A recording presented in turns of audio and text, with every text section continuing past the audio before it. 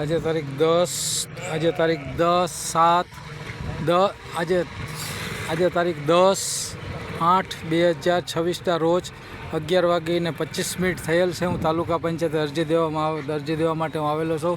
આ video shooting ચાલુ રાખવાનું કારણ એ કે મારા પર ફરજ રૂકાવટનો ખોટો કેસ કરે એ મને પૂરેપૂરી દહેશત છે, એટલે એ માટે હું વિડીયો ચાલુ રાખું છું.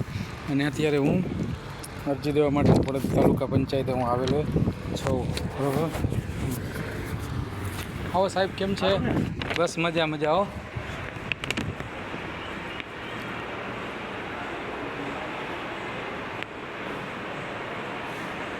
આ ઇન્વર્ટ શાખા રજિસ્ટ્રી શાખા બંધ છે અત્યારે. આ રજિસ્ટ્રી શાખા અરજી દેવા માટે હું આવેલો છું. રજિસ્ટ્રી શાખા બંધ છે સંપૂર્ણ. બરાબર. અને આપણે જઈએ હવે ટીડીઓ સાહેબ છે કે કેમ ખબર.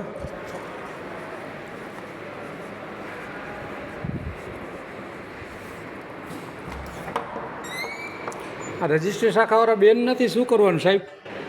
રજિસ્ટ્રી શાખાવાળા બેન નથી, અરજી દેવા માટે આવ્યો છું. પટાવાળાને કહો રિસીવ કરાવી દઈએ મને અરજી મારી. હા હાલો ભાઈ, રિસીવ કરાવો.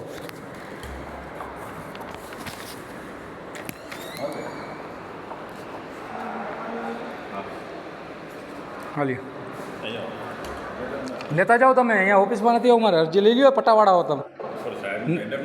અરે પણ તમે પટાવાળો ભાઈ, આ પટાવાળા કેમ અરજી નથી લેતા સાહેબ? પટાવાળા કેમ અરજી નથી લેતા? એ કે તમે દો. એમ નહીં, તમે કેમ અરજી નથી લેતા કે મેડમને તમે રૂબરૂ દેવા જાઓ? પટાવાળા નથી તમે પટાવાળા નથી. હા તો તમે દેવો અને લેતા આવો સાઇન કરી. તમે પટાવાળાનું કામ નહીં કરો. પટાવાળાનું કામ સાહેબ જોઈ લેજો સાહેબ. પટાવાળાનું કામ એક તો તમારા કર્મચારીઓ હાજર ન હોય, બરોબર. પટાવાળાનું જ કામ કરવાનું હોય. હો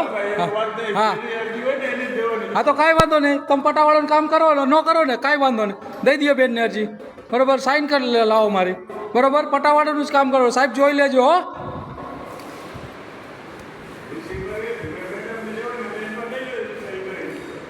અને સિક્કો મારજો બેન. તે કેમ અમે કાંઈ નોકર છે? અમે કાંઈ નોકર છે? અમે આગેવાન છે, માહિતી એક્ટિવિસ્ટ છે. હે શું છે? તમે ધમકી મારો કેમ વ્યવસ્થિત સર ભાઈ? તમે અરજી રિસીવ ન કરાવી શકો?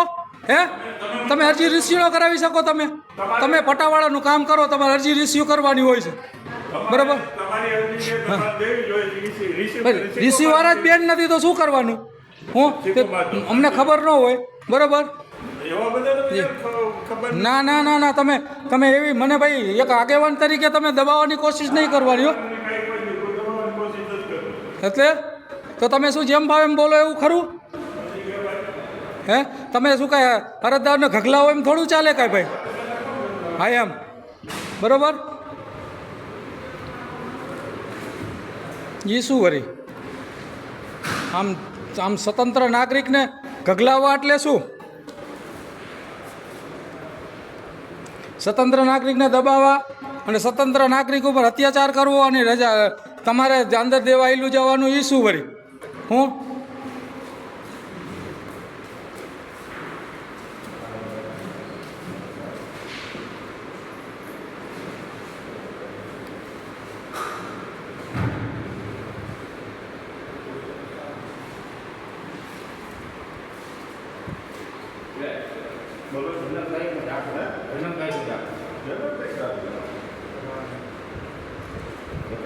લાવો સાહેબ.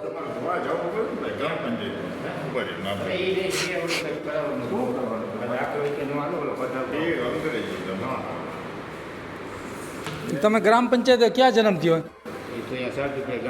હા તો અહીંયા જ જવાનું. ગ્રામ પંચાયત તાલુકામાં મોકલે.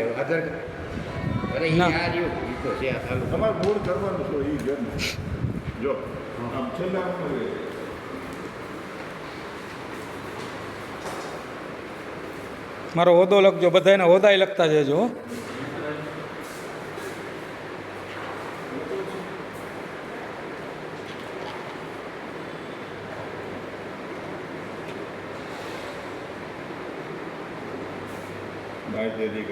હા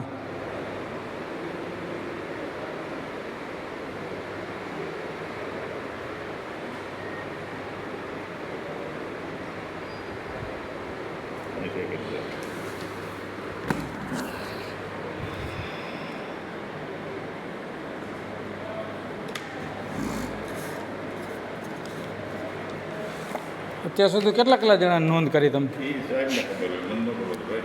હે એ સાહેબને તો મારી એકની જ નોંધ કરવાની હું આ ચાલુ થયું છે. આ 3 જણ આવ્યા, તમે તો આ ભાઈ બધા આવે છે કામ તમે નોંધ નથી કરતા મારી એકની નોંધ હું કાંઈ આતંકવાદી છું તો મારી એકની જ નોંધ કરો ત્રીજી નોંધ થાય છે તમારો ઓકે.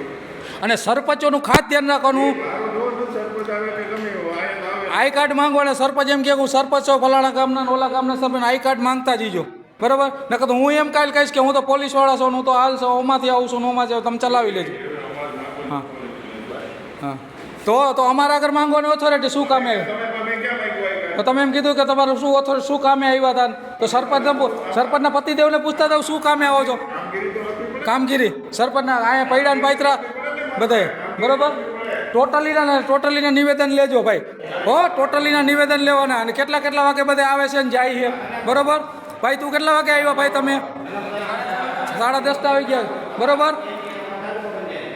બરાબર હાજરી પત્રક ક્યાં છે બેન હાજરી પત્રક ક્યાં છે